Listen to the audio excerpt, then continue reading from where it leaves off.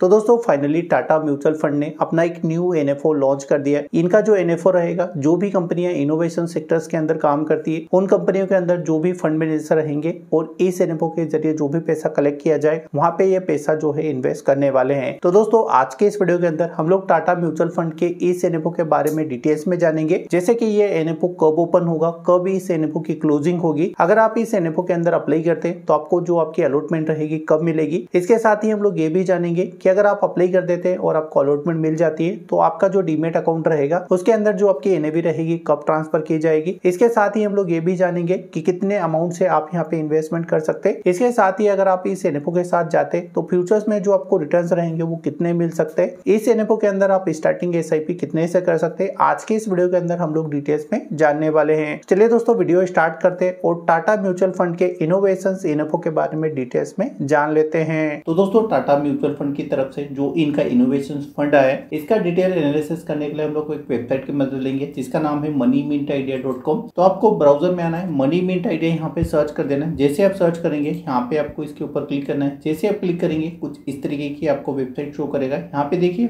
NFO fund, आपको इसके ऊपर क्लिक करना है। जैसे आप क्लिक करेंगे तो यहाँ पे देखिए राइट साइड में आपको देखने को मिल जाएगा। अगर यहाँ पे आपको देखने को नहीं मिलता तो यहाँ पे देखिए टाटा इंडिया इनोवेशन फंड आपको देखने को मिलेगा। आपको इसके ऊपर क्लिक करना है। जैसे आप क्लिक करेंगे आप इस पेज के ऊपर आ जाएंगे। इस एनएफओ से रिलेटेड हर एक छोटी बड़ी इंफॉर्मेशन आपको इस पेज के ऊपर मिल जाएगी। तो इसी की मदद से हम लोग इस एनएफओ का जो है डिटेल एनालिसिस यहाँ पे करने वाले हैं। यहाँ पे अगर आप पेज को थोड़ा सा नीचे स्क्रॉल करेंगे तो इस एनएफओ से रिलेटेड हर एक छोटी बड़ी इंफॉर्मेशन आपको यहाँ पे मिल जाएगी। यहाँ पे अगर हम लोग स्कीम के टाइप की बात करें तो ये स्कीम एक ओपन एंडेड इक्विटी टाइप की स्कीम रहने वाली है। ये फॉलो करेगी इनोवेशन थीम को। तो ये फंड भी एक थीमिकल फंड रहने वाला है। तो यहाँ पे एक थीम फॉलो करेगा और इसका जो बेंचमार्क रहेगा, इस बेंचमार्क के अंदर जो भी स्टॉक रहेंगे, जो भी सेक्टर रहेंगे वो इसी थीम के हिसाब से यहाँ पे जो है पिक किए जाएंगे। यहाँ पे अगर हम लोग थोड़ा सा पेज को नीचे स्क्रॉल करेंगे, इस एनएफओ के अंदर जो भी टॉप की 4 या 5 कंपनियां रहने वाली है उसके अंदर जो सबसे ज्यादा वेटेज रहेगा वो एचडीएफसी बैंक का रहने वाला है। इसके अंदर 7% से ज्यादा का वेटेज रहेगा। उसके बाद हमें आईसीआईसीआई बैंक देखने को मिल जाएगा। इसके अंदर 4.90 का स्टेक रहने वाला है। उसके बाद हमें रिलायंस इंडस्ट्री देखने को मिल जाएगा। इसके अंदर 4.86 का स्टेक रहने वाला है। उसके बाद हमें इन्फोसिस लिमिटेड देखने को मिल जाएगा।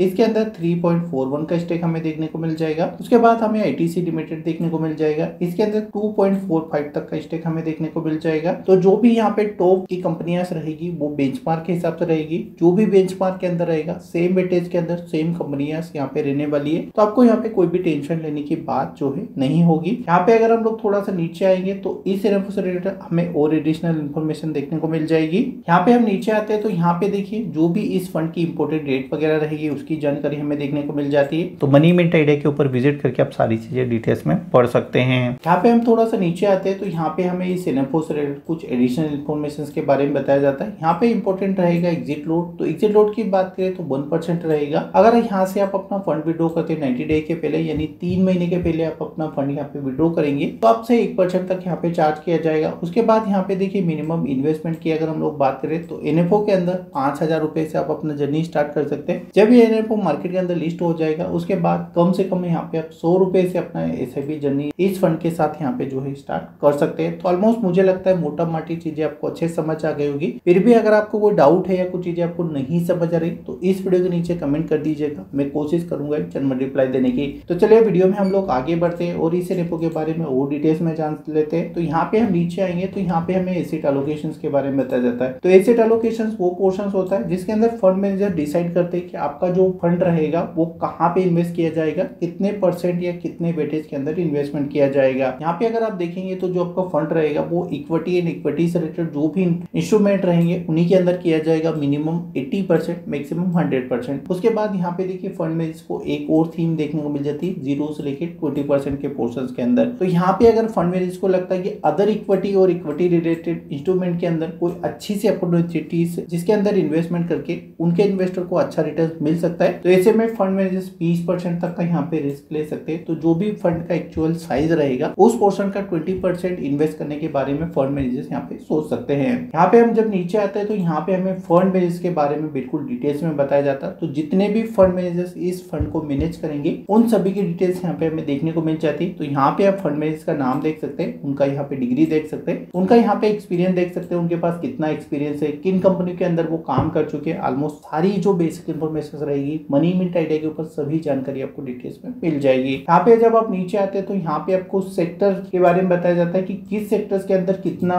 फंड इन्वेस्ट किया जाएगा। तो यहाँ पे अगर आप टॉप के सेक्टर देखेंगे तो यहाँ पे हमें फाइनेंशियल सर्विस देखने को मिल जाती है, यानी कि जो फाइनेंशियल सेक्टर रहेगा इस एनएफओ के फंड मैनेजर्स उसके ऊपर ज्यादा फोकस करेंगे, वहां पे ज्यादा पैसा इन्वेस्ट किया जाएगा। रिसेंट में अगर आप गवर्नमेंट की अनाउंसमेंट वगैरह भी देखेंगे तो फाइनेंशियल सेक्टर्स को यहाँ पे गवर्नमेंट की तरफ से भी काफी अच्छे सपोर्ट देखने को मिल रहे हैं। उसके बाद सेकंड लार्जेस्ट सेक्टर आएगा इंफॉर्मेशन टेक्नोलॉजीज का, इसके अंदर अराउंड 9.64% तक का स्टेक रखा जाएगा। उसके बाद ऑयल एंड गैस हमें फ्यूल देखने को मिल जाता है, फास्ट मूविंग कंज्यूमर गुड्स हमें देखने को मिल जाता है जिसके अंदर 60% से ज्यादा का जो स्टेक रहने वाला है। तो मेरे ख्याल से आपको सेक्टर एप्लीकेशन भी अच्छे समझ आ गया होगा। यहाँ पे हम जब थोड़ा सा नीचे आते हैं तो यहाँ पे हमें कितने रिटर्न्स मिल सकते हैं, ये एक्सपेक्टेड है। यहाँ पे जो रिटर्न्स लिखे उतने रिटर्न्स आपको मिलेंगे नहीं मिलेंगे ये डिपेंड करेगा मार्केट के ऊपर, बट अभी तक जब से ये इंडेक्स यहाँ पे चालू हुआ उस हिसाब से जो रिटर्न्स मिले अभी तक उसकी सभी की डिटेल दी गई है। तो यहाँ पे अगर आप 3 महीने के रिटर्न देखेंगे तो नेगेटिव आपको देखने को मिल जाएंगे, 6 महीने के रिटर्न देखेंगे तो पॉजिटिव यानी 17% से ज्यादा के रिटर्न, 1 साल के रिटर्न देखेंगे तो 36% से ज्यादा के रिटर्न, 5 साल के अगर आप रिटर्न देखेंगे तो 19% से ज्यादा के रिटर्न, टोटल अगर आप इसकी जर्नी को कैलकुलेट करेंगे तो 12% के रिटर्न। तो ऑलमोस्ट मोटा माटी सारी चीजें आपको अच्छे से क्लियर हो गई। अगर आप इनके एग्जिस्टिंग स्कीम को भी देखेंगे तो उनके अंदर भी काफी अच्छे रिटर्न देखने को मिले हैं। सबसे अच्छी बात कि आपके साथ कोई भी यहाँ पे स्कीम या फ्रॉड वगैरह नहीं होगा, क्योंकि यहाँ पे देखिए ट्रस्ट का दूसरा नाम है टाटा, तो टाटा की जितनी स्कीम है उन्होंने अच्छे रिटर्न दिए, कोई भी यहाँ पे इनकी नेगेटिव न्यूज मार्केट के अंदर अभी तक नहीं आई है और आगे भी मुझे लगता है ये कंपनी अच्छे से जो है काम करती रहेगी। तो यहाँ पे हमने इस एनएफओ से रिलेटेड सभी डिटेल्स में इंफॉर्मेशन जान ली। अभी हम लोग समझ लेते हैं कि आपका जो रजिस्ट्रार रहेगा वो कौन रहने वाला है। यहाँ पे जो आपका रजिस्ट्रार रहेगा वो केम्स इंडिया रहने वाला है। तो जो भी आपकी एनएफओ वगैरह की डिस्ट्रीब्यूशन होगी वो इन्हीं के जरिए की जाएगी, इन्हीं के जरिए जो आपका डीमेट अकाउंट रहेगा उसके अंदर आपकी जो है एनएफओ वगैरह ट्रांसफर कर दी जाएगी अगर आपको यहाँ पे अलॉटमेंट मिल जाती है। तो दोस्तों मुझे लगता है इस एनएफओ से रिलेटेड आपको हर एक छोटी बड़ी इंफॉर्मेशन अच्छे समझ आ गई होगी। देन अभी तक अगर आपने इस वीडियो को लाइक नहीं किया तो इस वीडियो को लाइक जरूर कर दे